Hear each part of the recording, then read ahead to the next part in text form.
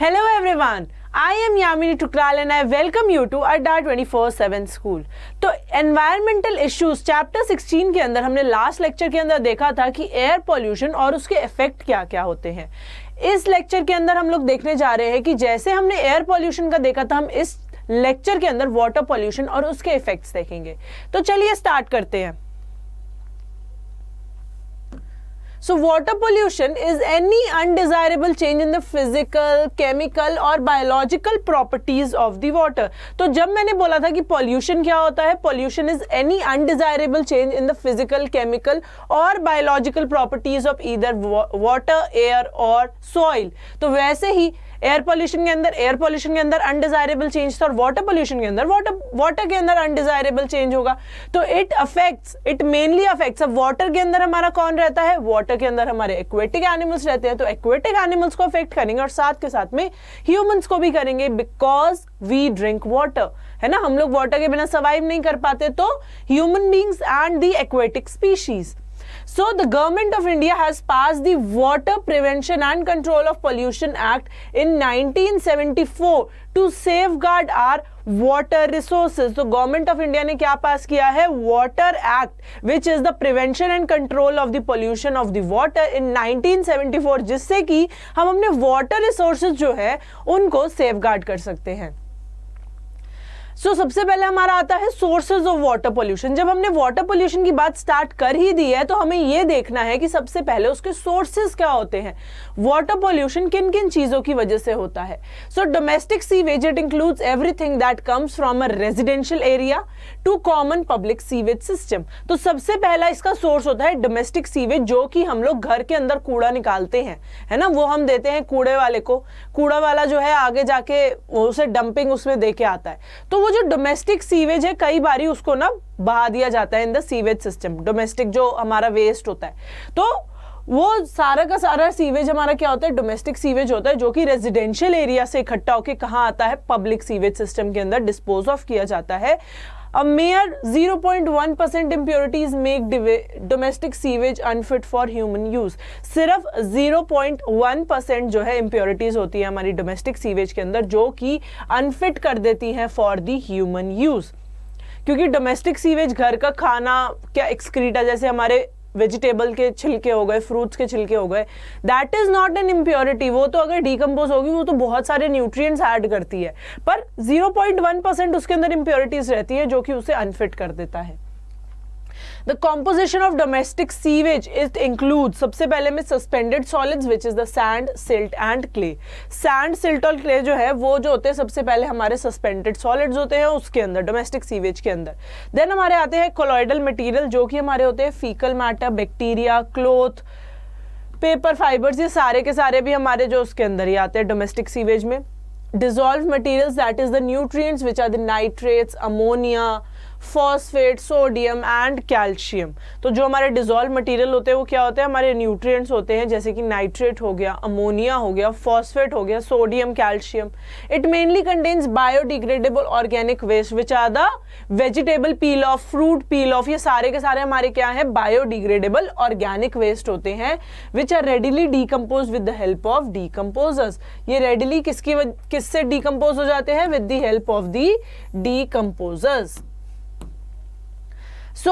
पहले हमारे domestic waste आ गए हमारे सोर्स में। सेकंड हमारा सोर्स है क्या, इंडस्ट्रियल वेस्ट का। इंडस्ट्रियल वेस्ट क्या है, they are release by the petroleum, paper, manufacturing, metal etcetera. और उसके अंदर क्या क्या होता है, it contains heavy metals like mercury and many organic compounds. तो इंडस्ट्रियल वेस्ट के अंदर हमारी ज्यादा जो है इम्प्योरिटीज होती है, ज्यादा टॉक्सिक होता है, क्योंकि उसके अंदर हमारा क्या होता है, हैवी मेटल्स होते हैं, जैसे कि मर्करी हो गया, ऑर्गेनिक कंपाउंड्स हो गया, और वो पेट्रोलियम, पेपर इंडस्ट्री, इन सब से रिलीज होता है। तो हमें पता चल गया कि डोमेस्टिक सीवेज इतना ज्यादा हार्मफुल नहीं होता जितना हमारा इंडस्ट्रियल वेस्ट होता है। देन हमारा आता है effects of water pollution. Effects of water pollution के अंदर हमारा क्या है, सबसे पहला है बायोलॉजिकल मैग्निफिकेशन। जैसे कि इसका नाम बताता है, मैग्नीफाई मतलब लार्ज होना, है ना। It can be divide as defined as the increase in the concentration of toxicants at successive trophic levels. तो ये क्या होता है हमारा, the increase in level of toxicants, हर लेवल पे, जैसे हमने ट्रॉफिक लेवल देखा था कि इकोसिस्टम के अंदर क्या होता है, अगर नहीं देखा तो आप मेरी प्लेलिस्ट में जाके इकोसिस्टम वाले लेक्चर्स के अंदर देख सकते हैं कि हमने देखा था कि ट्रॉफिक लेवल क्या होता है, विच इज द सक्सेसिव लेवल्स जो एक इंडिविजुअल एक एनवायरमेंट के अंदर एक्वायर करता है ना, फर्स्ट, सेकंड, थर्ड, फोर्थ, ऐसे जो है ट्रॉफिक लेवल्स होते हैं। तो इसमें दिया हुआ है कि टॉक्सिकेंट्स की जो कंसंट्रेशन है वो हर ट्रॉफिक लेवल पे बढ़ जाती है। जैसे सबसे मिनिमम होगी सबसे नीचे वाले में, जैसे हम इसके अंदर देखें, अगर हम डीडीटी की कॉन्सेंट्रेशन देखें तो वाटर के अंदर जो फर्स्ट ट्रॉफिक लेवल है उसके अंदर 0.003 ppm which is the particles, है ना। उसके बाद में जब जो जू प्लैंकटन सेकंड ट्रॉफिक लेवल पे जाता है जू प्लैंकटन वाले पे, तो उसकी मैग्नीफाई हो जाती है ना, मैग्नीफाई होकर 0.04 ppm हो जाती है। देन स्मॉल फिशेस के अंदर जब वो जाता है वो और ज्यादा मैग्नीफाई हो जाता है, वो हो जाता है 0.5 ppm। देन उसके बाद में लार्ज फिश के अंदर जाता है तो 2 ppm, और जब फिश ईटिंग बर्ड्स के अंदर जाता है तो डीडीटी 5 ppm तक पहुंच जाता है। तो हमें पता चल रहा है कि एट सक्सेसिव ट्रॉफिक लेवल जो हमारा टॉक्सिकेंट है वो मैग्नीफाई होता जा रहा है, इसलिए हम लोग उसे क्या बोलते हैं, बायोमैग्निफिकेशन बोलते हैं। क्या बोलते हैं, बायोमैग्निफिकेशन बोलते हैं। So mercury and DDT are well known for biological magnification. दोनों मर्करी और डीडीटी जो है सक्सेसिव ट्रॉफिक लेवल्स पे आगे बढ़ते जाते हैं और उनकी कंसंट्रेशन बढ़ती जाती है। So toxic materials, they cannot be metabolized or excreted, therefore they get accumulated in an organism and they pass on to higher trophic levels। तो जो toxic materials जो मर्करी और डीडीटी की मैं बात कर रही हूँ वो क्या होते हैं, ना तो वो बॉडी मेटाबोलाइज कर पाती है ना ही वो एक्सक्रीट कर सकती है, बस वो एक ट्रॉफिक लेवल से दूसरे ट्रॉफिक लेवल पे पास ऑन होते जाते हैं और उनकी कंसंट्रेशन बढ़ती जाती है। DDT it accumulates in the birds and disturbs the calcium metabolism। DDT जब birds के अंदर जाता है तो वो क्या करता है, birds के अंदर calcium metabolism को disturb करता है, जिसकी वजह से जो उनका egg shell होता है वो thin हो जाता है। जब हम कैल्शियम की बात कर रहे हैं तो कैल्शियम मेटाबॉलिज्म को डिस्टर्ब करने का मतलब है उनके एग पे इफेक्ट करना, है ना। एग पे इफेक्ट क्या आएगा, एग की जो वॉल है, एग का जो शेल है वो थिन हो जाएगा, उसकी वजह से बर्ड पॉपुलेशन डिक्लाइन हो जाएगी, क्योंकि अगर एग का शेल हमारा वीक हो गया तो इजीली कोई भी चिक को मार सकता है ना। जो चिक हैच करने वाला होता है उसको कोई भी मार सकता है, तो इसलिए इससे बर्ड पॉपुलेशन डिक्लाइन हो जाती है।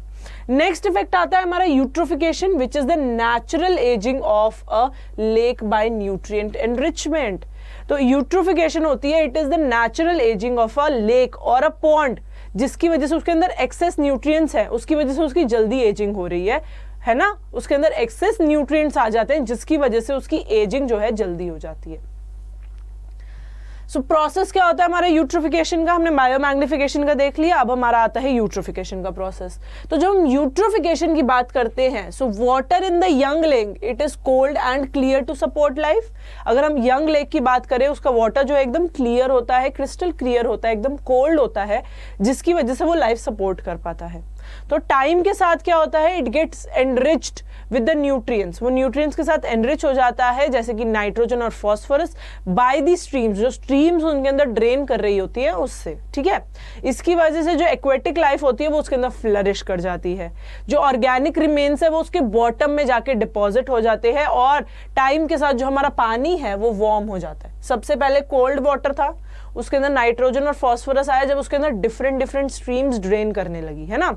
डिफरेंट स्ट्रीम्स जब ड्रेन करने लगी, उन्हीं स्ट्रीम्स की वजह से वो जब न्यूट्रिएंट रिच हो गया, उसके अंदर एनिमल्स और प्लांट्स की जो एक्वेटिक लाइफ है वो फ्लरिश कर गई, ठीक है। जो ऑर्गेनिक रिमेन्स है वो बॉटम ऑफ द लेक में जाके जमा हो गए और वहां पे पानी को गर्म कर दिया। So eventually floating plants they develop in the lake which finally converts it into land। जो floating plants है वो उसके ऊपर develop हो जाते हैं, जिसकी वजह से वो land बन जाता है। And this accelerated aging due to the sewage, agriculture, industrial waste is known as the cultural or accelerated eutrophication। It is known as the cultural or accelerated eutrophication, क्योंकि जो फ्लोटिंग प्लांट्स है उन्होंने उस lake को land की तरह बना दिया, है ना। जो पूरा का पूरा लेक था वो लैंड की तरह बन गया, क्योंकि उसके ऊपर सारे के सारे प्लांट्स है वो कवर हो गया। तो सीवेज, एग्रीकल्चर और इंडस्ट्रियल वेस्ट की वजह से क्या हुआ, ये यूट्रोफिकेशन हो गई, एक्सेलरेटेड यूट्रोफिकेशन हो गई। तो देखो यूट्रोफिकेशन का प्रोसेस कुछ ऐसा रहता है, ये अगर हमारा फर्टिलाइजर हमने एक सॉइल के अंदर डाला है ना, फर्टिलाइजर हमने सॉइल के अंदर डाला है तो उससे रन ऑफ होगा, सरफेस रन ऑफ से पानी से वो अंदर चला जाएगा, इसके अंदर चला जाएगा तो क्या होगा, पानी के अंदर जाने के बाद क्या होगा, अलगी वहां पे हो जाएगी, अलगी की वजह से क्या होगा, फिश जो है सफोकेट हो जाएगी, फिश सफोकेट हो जाएगी और वो ब्लॉक कर देगी, क्योंकि अलगी अगर ग्रो कर रही है लेक के ऊपर तो बच्चों क्या होगा, वो सनलाइट को ब्लॉक कर लेगी, है ना।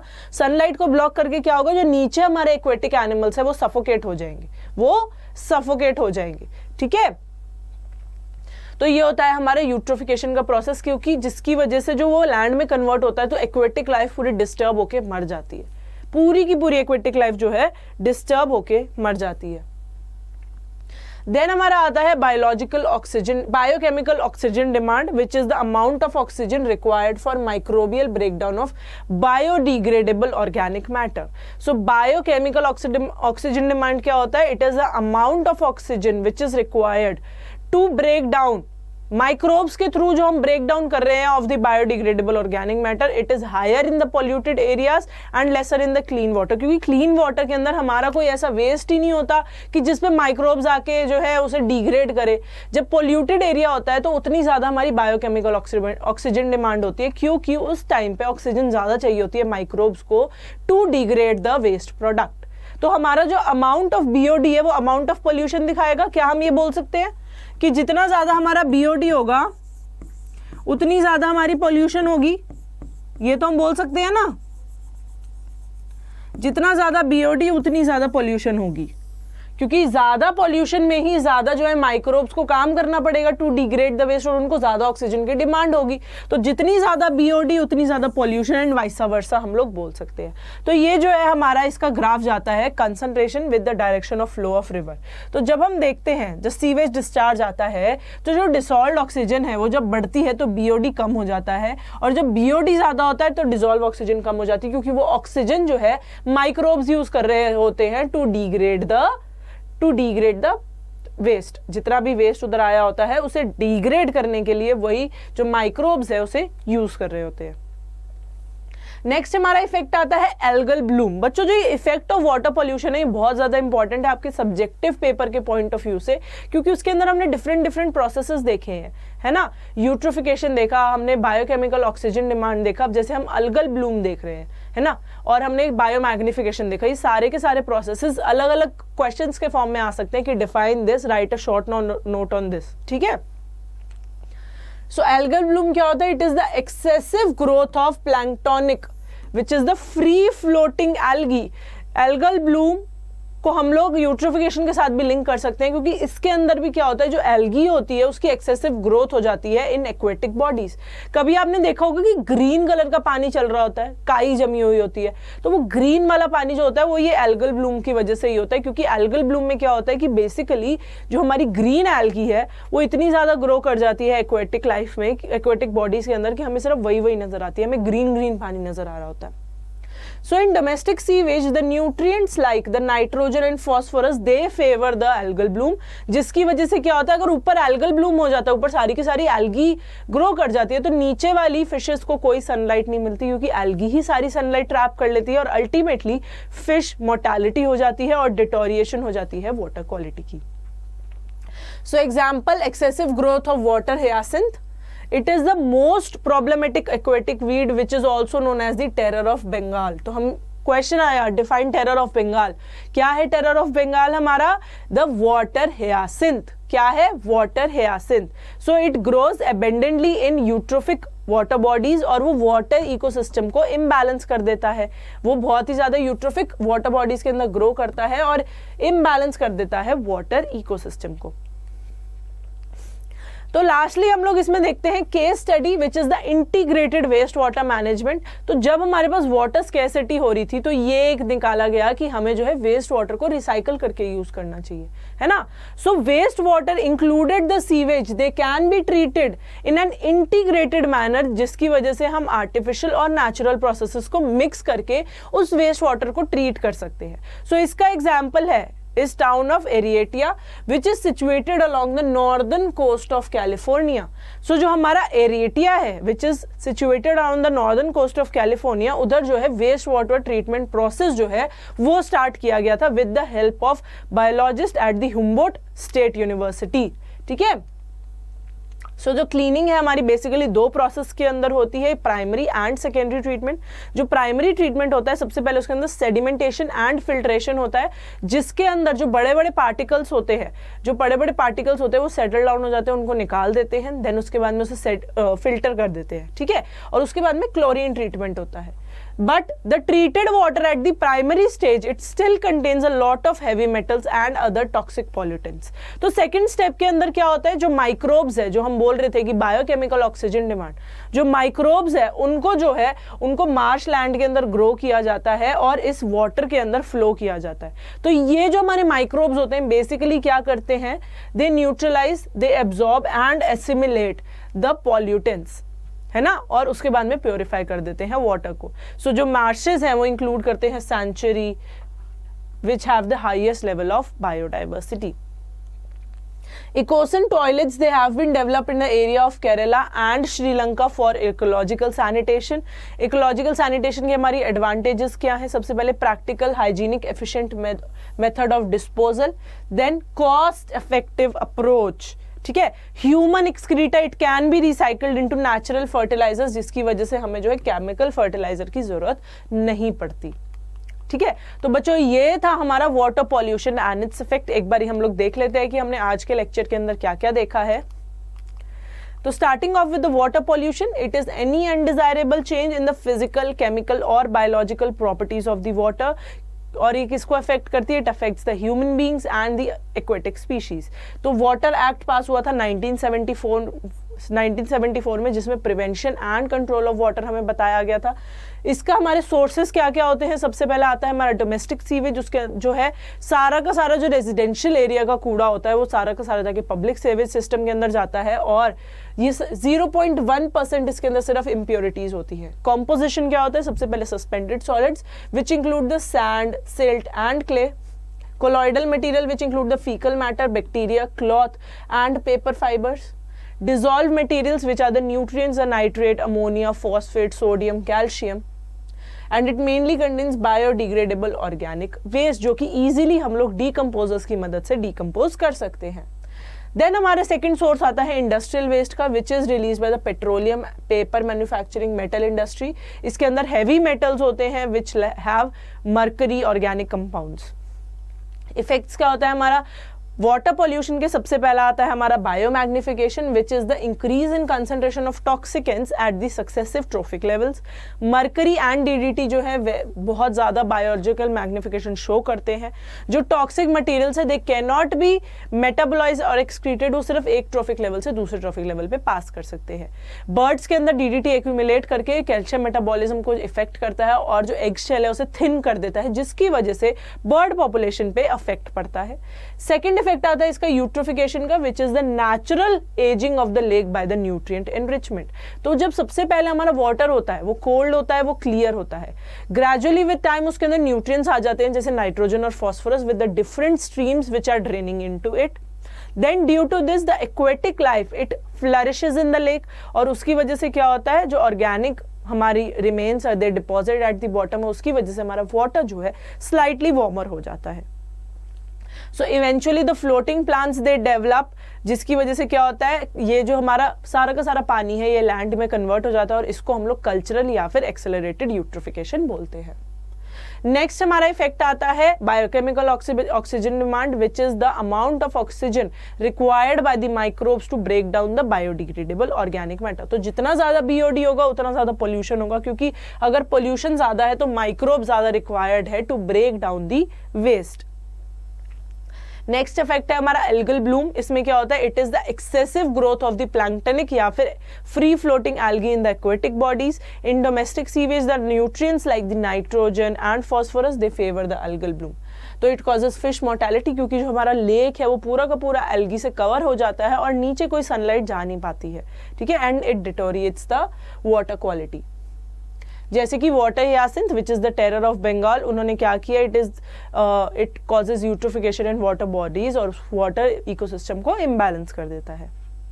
तो जब हम इंटीग्रेटेड वेस्ट वाटर मैनेजमेंट की बात करते हैं तो इसमें क्या होता है कि जो हमारा सीवेज वाटर है इट कैन बी ट्रीटेड और उसे हम लोग यूटिलाइज कर सकते हैं by artificial and natural means. कहाँ पे डेवलप हुआ था, in the northern coast of California. तो 2 स्टेप के अंदर होता है, primary and secondary. Primary treatment के अंदर क्या होता है, sedimentation, filtration and chlorine treatment, और सेकेंडरी ट्रीटमेंट के अंदर जो है माइक्रोब्स जो है हमारा उसमें डिग्रेड करते हैं वेस्ट को।